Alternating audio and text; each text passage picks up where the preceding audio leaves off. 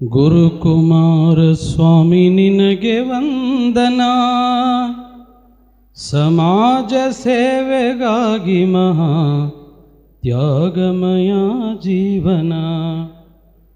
ಎನ್ನ ತನುಮನ ನಿಮ್ಮ ಪಾದ ಕರ್ಪಣ. ಎನ್ನ ತನುಮನ ನಿಮ್ಮ ಪಾದ ಕರ್ಪಣ. ಸ್ವಾಮಿ ನೀನು ಪಾದವಿಟ್ಟ ನೆಲವು ಪಾವನ. ಸ್ವಾಮಿ ನೀನು ಪಾದವಿಟ್ಟ ನೆಲವು ಪಾವನ. ಅಂತೆಯ ಶಿವಯೋಗ ಮಂದಿರವ ಸ್ಥಾಪನ. ಶಿವಯೋಗ ಸಿದ್ಧಿಗಾಗಿ ನಿನ್ನ ಕೃಪೆ ಪುಣ್ಯ ತಾಣ. ಇಂದು ಜಗದಿ ಬೆಳಗು ದಿವ್ಯ ಜ್ಯೋತಿ ಕಿರಣ. ಪುಣ್ಯ ಜೀವನ ನಿನ್ನ ನೆನೆವ ಜನುಮನ. ಪುಣ್ಯ ಜೀವನ ನಿನ್ನ ನೆನೆವ ಜನುಮನ. ಆನಗಲ್ಲ ಗುರುಕುಮಾರ ಸ್ವಾಮಿ ನಿನಗೆ ವಂದನ. ಸಮಾಜ ಸೇವೆಗಾಗಿ ಮಹಾ ತ್ಯಾಗಮಯ ಜೀವನ. ವೀರ ವಿರಕ್ತನಾಗಿ ಶಿವಯೋಗ ಸಾಧನ. ವೀರ ವಿರಕ್ತನಾಗಿ ಶಿವಯೋಗ ಸಾಧನ.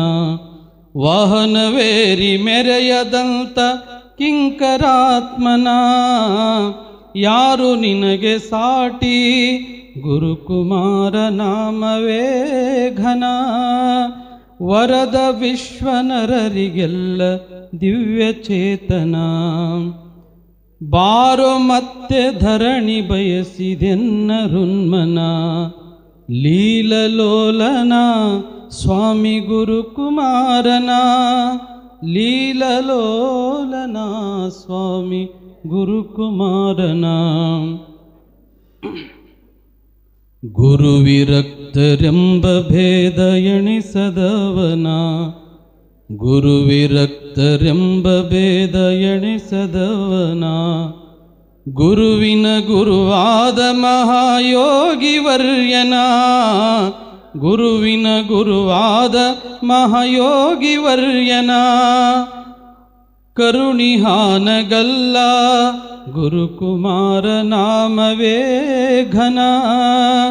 ವರದ ಬಲವು ವಿಶ್ವನರರಿಗೆಲ್ಲ ಚೇತನ. ಕರವ ಮುಗಿವೆನ ಶಿರಬಾಗಿ ನಮಿಪೆನ. ಕರವ ಮುಗಿವೆನ ಶಿರಬಾಗಿ ನಮಿಪೆನ. ಹಾನಗಲ್ಲ ಗುರುಕುಮಾರ ಸ್ವಾಮಿ ನಿನಗೆ ವಂದನ. ಸ್ವಾಮಿ ನಿನಗೆ ವಂದನ. ಸ್ವಾಮಿ ನಿನಗೆ ವಂದನ. ಶ್ರೀ ಗುರು ಬಸವಲಿಂಗಾಯ ನಮಃ. ಹಲವು ಮಾತೇನು ನೀನುಳಿದು ಪಾದವನಿಟ್ಟ. ನಲವೇ ಸುಕ್ಷೇತ್ರ ಜಲವೇ ಪಾವನ ತೀರ್ಥ. ಸುಲಭ ಶ್ರೀ ಗುರುವೇ ಕೃಪೆಯಾಗು.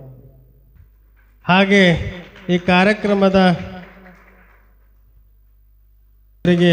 ಚಪ್ಪಾತಿಟ ಮುಖಾಂತರ ಸ್ವಾಗತ ಸುಸ್ವಾಗತ. ಅವರಿಗೆ ಅದೇ ರೀತಿಯಾಗಿ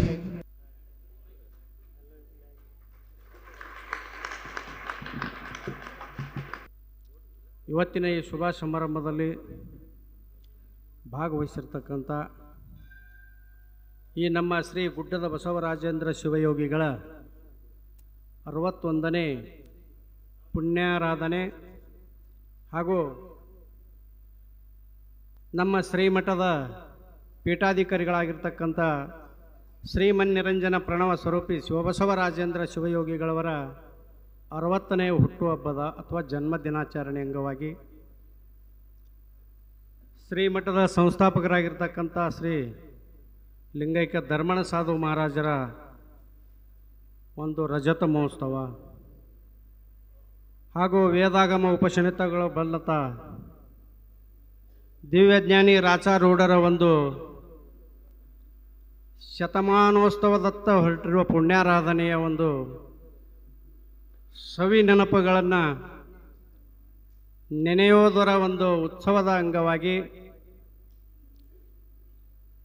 ಇಲ್ಲಿ ಸಮ್ಮಿಲಿತಗೊಂಡಿರ್ತಕ್ಕಂಥ ಪರಮ ಪೂಜ್ಯರು, ಮಹಾನ್ ತಪಸ್ವಿಗಳು, ಶಿವಯೋಗಿಗಳು, ಎಲ್ಲ ಪರಮ ಪೂಜ್ಯರ ಪಾದಾರವಿಂದಗಳಲ್ಲಿ ನಾನು ಕೋಟಿ ಕೋಟಿ ಪ್ರಣಾಮಗಳನ್ನು ಹೇಳುತ್ತಾ, ಈ ಕಾರ್ಯಕ್ರಮದಲ್ಲಿ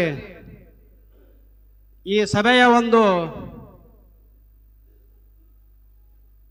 ಪೂರ್ವಭಾವಿ ಸಭೆಯನ್ನು ಕರೆದಿದ್ದು, ಈ ಸಭೆಯಲ್ಲಿ ಅನೇಕ ಗ್ರಾಮಗಳಿಂದ ಹಿರಿಯರು, ಗಣ್ಯಾತಿ ಗಣ್ಯರು ಆಗಮಿಸಿದ್ದಾರೆ. ಅವರಿಗೂ ಸಹಿತ ನಾನು ಮತ್ತೊಮ್ಮೆ ಅಭಿನಂದನೆಗಳನ್ನು ಈ ಸಂದರ್ಭದಲ್ಲಿ ಹೇಳಕ್ಕೆ ಇಷ್ಟಪಡ್ತಾ ಇದ್ದೀನಿ. ಬಂಧುಗಳೇ, ಈ ಒಂದು ಕಾರ್ಯಕ್ರಮದ ಉದ್ದೇಶ ಅಥವಾ ಈ ಒಂದು ಸಭೆಯ ಉದ್ದೇಶ ಏನು ಅಂತ ಕೇಳಿದ್ರೆ, ಬರುವ ಡಿಸೆಂಬರ್ ಮತ್ತು ಜನವರಿ ತಿಂಗಳಲ್ಲಿ ಜರುಗತಕ್ಕಂಥ ಒಂದು ಮಹಾನ್ ಉತ್ಸವದ ಅಂಗವಾಗಿ ನಾವು ಯಾವ ರೀತಿ ಈ ಕಾರ್ಯಕ್ರಮವನ್ನು ಜರುಗಿಸಬೇಕು, ಜನರಿಗೆ ಒಂದು ಒಳ್ಳೆಯ ಸಂದೇಶವನ್ನು ಮುಟ್ಟಿಸಬೇಕು ಅನ್ನುವುದರ ಸಲುವಾಗಿ ಯಾವ ಯಾವ ಕಾರ್ಯಕ್ರಮಗಳನ್ನು ನಿಯೋಜನೆ ಮಾಡ್ಕೋಬೇಕು, ಅದರ ರೂಪರೇಷೆಗಳನ್ನು ಹೇಗಿರಬೇಕು, ಎಲ್ಲ ಒಂದು ವ್ಯವಸ್ಥೆಯನ್ನು ಕುರಿತು ಈ ಪೂರ್ವಭಾವಿ ಸಭೆಯಲ್ಲಿ ನಾವೆಲ್ಲರೂ ಒಂದು ವಿಚಾರ ಮಾಡತಕ್ಕಂಥ ಒಂದು ಸಂದರ್ಭ. ಈ ಒಂದು ಸಭೆಯ ಉದ್ದೇಶ, ಪೂಜ್ಯರು ಒಂದು ಸಂಕಲ್ಪವನ್ನು ಮಾಡಿದ್ದಾರೆ. 21 ಹಳ್ಳಿಗಳಲ್ಲಿ ಬಹುತೇಕ ಡಿಸೆಂಬರ್ 12ರವರೆಗೆ ಮುಗಿಬೇಕು. 21 ಹಳ್ಳಿಗಳಲ್ಲಿ ಪ್ರತಿಯೊಂದು ಹಳ್ಳಿಗೂ 21 ಹಳ್ಳಿಗಳಲ್ಲಿ ಪ್ರತಿಯೊಂದು ಹಳ್ಳಿಗೆ ಪ್ರತಿ ಒಂದು ದಿವಸ ಬಸವ ಪುರಾಣವನ್ನು ಸಂಚಾರಿ ಪುರಾಣವನ್ನಾಗಿಸಿ ಬಸವ ಪುರಾಣವನ್ನು ಹೇಳಬೇಕು. ಅದರಿಂದ ಎಲ್ಲ ಭಕ್ತರು ಬಸವಣ್ಣನವರ ಒಂದು ತತ್ವ ಸಿದ್ಧಾಂತಗಳನ್ನು ಅಥವಾ ಬಸವಣ್ಣನವರ ಒಂದು ಚಾರಿತ್ರೆಯನ್ನು ಕೇಳುವ ಒಂದು ಉದ್ದೇಶದಿಂದ ಬಸವ ಪುರಾಣದ ಒಂದು ಸಂಚಾರಿ ವ್ಯವಸ್ಥೆಯನ್ನು ಮಾಡಿಕೊಳ್ಳಲಾಗಿದೆ. ಹಾಗೂ ಅನೇಕ ಒಂದು ಕಾರ್ಯಕ್ರಮಗಳನ್ನು ಯಾವ ರೀತಿಯಾಗಿ ನಾವು ಹಾಕ್ಕೊಳ್ಬೇಕು ಅನ್ನುವುದರ ಸಲುವಾಗಿ, ಕಾರ್ಯಕ್ರಮದಲ್ಲಿ ಯಾವ ರೀತಿ ತಮ್ಮ ಸೇವೆಯನ್ನು ತೊಡಗಿಸಿಕೊಳ್ಳಬೇಕು ಅನ್ನುವುದರ ಸಲುವಾಗಿ ಒಂದು ಚರ್ಚಿಸ್ತಕ್ಕಂಥ ಪ್ರಮುಖ ಘಟ್ಟ. ಬಹುತೇಕ ನಾವು ಈ ಕಾರ್ಯಕ್ರಮವನ್ನು ಮಾಡಬೇಕಾದ್ರೆ ಇದನ್ನು ನಾವು ಇಷ್ಟೊಂದು ನಿರೀಕ್ಷೆ ಮಾಡಿರಲಿಲ್ಲ. ಪೂಜ್ಯರು ಪೂರ್ವಭಾವಿ ಸಭೆಯನ್ನು ನಮಗೊಂದು ಸಲ ಕರೆದರು. ನಾವು ಈ ರೀತಿ ದೇಣಿಗೆಗಳನ್ನು ವಸೂಲಿ ಮಾಡಬೇಕು, ಪ್ರತಿಯೊಬ್ಬರ ಮನೆಗೂ ಹೋಗಿ ಈ ಒಂದು ಕಾರ್ಯಕ್ರಮಕ್ಕೆ ಅವ್ರದೇ ಆಗಿರತಕ್ಕಂಥ ಒಂದು ಸೇವೆ, ಅವ್ರದೇ ಆಗಿರತಕ್ಕಂಥ ಒಂದು ವಾಗ್ದಾನವನ್ನು ನಾವು ಪಡಿಬೇಕು ಅನ್ನೋ ಒಂದು ಉದ್ದೇಶ ಇಟ್ಟುಕೊಂಡು ಸಭೆಯನ್ನು ಕರೆದು ಎಲ್ಲರೂ ನಾವು ತಯಾರಾಗಿದ್ವಿ.